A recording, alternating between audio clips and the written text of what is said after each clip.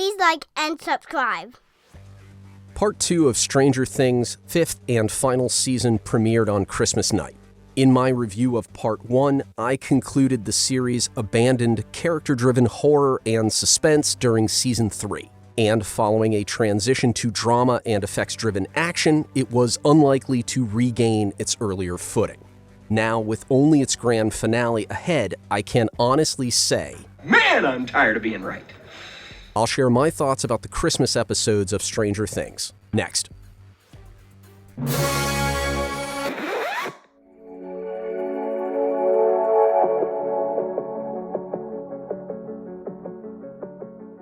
Welcome to Galactic Initiative. I'm your host, Jeff. One clarification before I shred the latest chapters of Stranger Things. I've enjoyed the series from its modest beginning, so I take no pleasure in its downward spiral. Against the odds, I rooted for a turnaround, but alas, none came. In the description, you'll find links to my previous reviews. I suggest them to discourage false accusations like hater or grifter. I'm a disappointed fan, not a rage profiteer. Stranger Things lost its way. A trio of lengthy, discouraging episodes on Christmas Day confirmed the worst. The production that you and I once held in high esteem has vanished. Gone are the days of fully realized characters, reasonable plots, and practical effects. We're suffering the bigger is better era thanks to creators armed with social media engagement metrics. The characters are cliches, the themes are stale, and the outcomes are predictable. Plot armor protects the cast members whose numbers cannot be adequately served by the scripts. The showrunners can't or won't cull the herd, so several main and recurring roles haven't developed since Season 3. 11, Erica, Hopper, Jonathan, Joyce, Lucas, Mike, Murray, Robin, and Steve rerun lines and scenes ad nauseum. Hopper and Joyce reflect on parenting. 11 and Hopper argue about safety. Jonathan and Steve compete for Nancy. Erica is sassy. Lucas is smitten. Mike is resourceful. Murray is quippy. Robin is quirky. Everything I just described, all the depictions established in Seasons 2 and 3 were repeated without alterations in Part 2 of Season 5. You could be like me and you could be overprotective, and they just resent you for that. I can provide time codes for numerous examples of redundancy. I'm bored with the same old. Once these characters held promise. But let's face facts. Arcs should have culminated or personalities should have matured. And new leads like Holly and Kali should have never been promoted. Every insertion into the already bloated roster of quote-unquote fan favorites sacrificed other characters' potential and screen time. The problem of additions without subtractions began in Season 3, and it's only worsened in Seasons 4 and 5. Hell, the writers will even return characters like Brenner and Owens, whose races have been run. Whether fan service or creative attachment is causing the problem, the screenplay isn't manageable with a troupe of over a dozen mouths to feed. And sacrifice, a word that I uttered seconds ago, was the solution to preserving the narrative's original focus, i.e. Mike, 11, Will, Dustin, Lucas, and Max. Loss is necessary for stakes and character development in sagas. Otherwise, you end up with marathon runtimes like The Sorcerer and meandering subplots like The Cave. In Star Wars terms, Stranger Things now features daggers with maps and jaunts to Canto Bight. I involuntarily chuckled when Mike claimed ownership of the story on behalf of his friends. You, me, Lucas, Will, and Dustin. Because this is our story. Come on. After we spent Christmas with Holly, Hopper, Jonathan, Joyce, Nancy, and Robin instead of the first dungeon party, I miss the primary personae. Marketing and progressivism, rather than quality, appear to be influencing the series' casting and writing.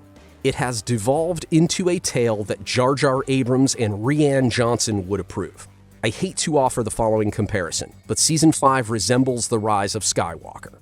Due to past mistakes, the creators were seemingly overburdened and overambitious at the same time.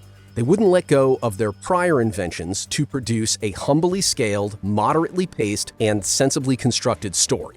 I wouldn't be shaking my head at wormholes, exotic matter, and colliding planes if they maintained the foundation or essence of their diegesis, which to me was a group of young friends threatened by monsters from a tear in space-time. For those who will defend their increasingly unbelievable contrivances, I will restate an enduring principle of storytelling. Rules must be established in the early settings of any fictional universe. Creators may subsequently expand the rules in plausible ways based on variables such as characters' discoveries, but they should, under no circumstances, fundamentally alter rules after world building, particularly for contrivances, whose artificiality strains one's suspension of disbelief. Stranger Things has committed this cardinal sin over and over again. The Upside Down is a shadow realm of monsters. No, it's the twisted result of Vecna's evil schemes, and its monsters were once gentle creatures. No, it's a bridge to another dimension, and its monsters are limitless in quantity and strength. 11 opened the first portal to the Upside Down when she misused her telekinetic abilities. No, 11 pushed Henry into the Upside Down when she witnessed his brutality in Brenner's secret lab. No, Henry was sucked into the Upside Down during the events of a supplementary Broadway play titled The First Shadow. Will is possessed by the Mind Flayer. No, Will is possessed by evil particles. No, Will is possessed by Vecna. The issue of dramatic tension is obvious, n'est-ce pas? I feel like I'm taking crazy pills! I laughed at Hopper and Nancy's attack on the army base. I guess laughter wasn't the intended reaction. They killed a dozen innocent soldiers.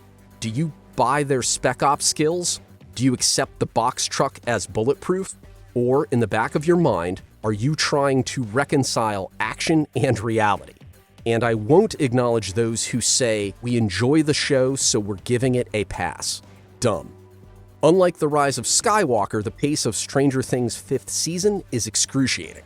Despite my affection, I began checking the time as I waited for a meaningful payoff that never came. As I watched the action scenes, I experienced no anxiety. I know the gang will emerge with, at worst, a few cuts and bruises. Everyone gets rescued from Vecna, whose perception is only as strong or weak as the success of the latest escape dictates. Max delivers a pep talk on the threshold of her consciousness. Jonathan and Nancy have time for a heart-to-heart in the ooze. Dustin and Steve settle their differences after a long argument in the lab. Robin and Will discuss sexuality under the tower. Will comes out to his family and friends at the radio station. The captive children bond with Henry in the abyss. On and on. I just complained about Arrested Development, so you might think me hypocritical for condemning slower character-driven scenes. However, I assert the aforementioned scenes are repetitive and/or irrelevant. Look past the excellent performances and emotional attachments. What did those scenes accomplish for the narrative? My complaints involve tempo and pertinence, not affection and acting.